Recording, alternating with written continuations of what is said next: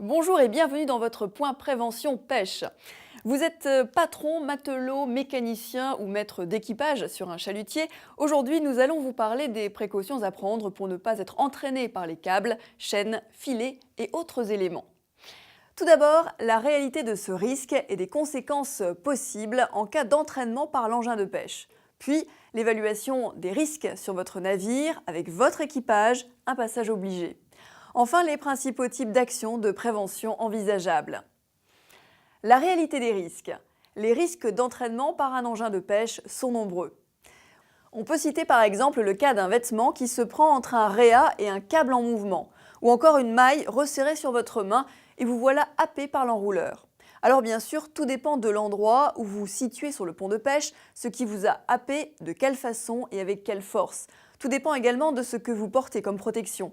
Il y a aussi le temps de réaction du treuilliste qui entre en jeu. Les conséquences sont variables, cela va du simple incident à beaucoup plus grave.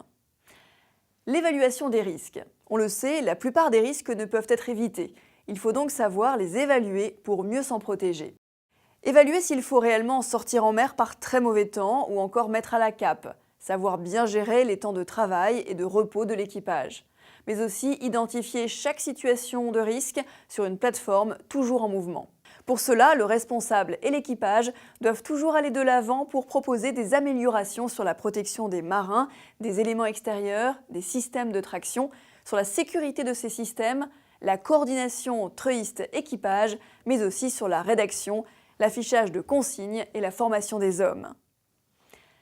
Les actions de prévention. Voici quelques pistes concrètes.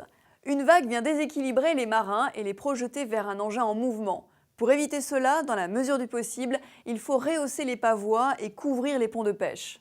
Une trappe mobile permet aussi de voir en position ouverte et protège les hommes en position fermée.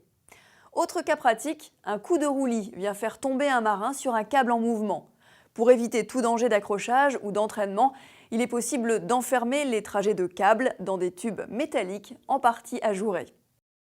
Dernier exemple, un marin s'est coincé la main dans une maille de filet et s'est fait entraîner vers la mer. Pour limiter ce genre d'incident, il faut trouver une ergonomie qui permette aux treuillistes et aux marins de se voir directement et de comprendre leurs gestes. À défaut, installer des caméras et des moniteurs de contrôle. Voilà pour ce qui est des actions collectives. N'oublions pas pour autant la responsabilité individuelle de chaque marin.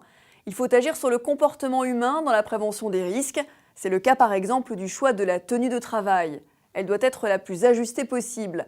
Bagues, bracelets, montres et piercings apparents sont à prohiber pour ne rien risquer d'accrocher.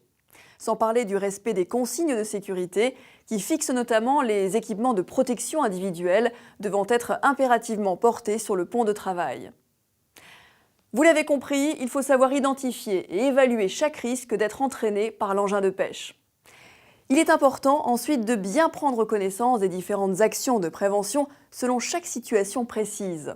À ce titre, l'Institut maritime de prévention met à votre disposition toute son expertise sur la formation des hommes et les aspects techniques et réglementaires.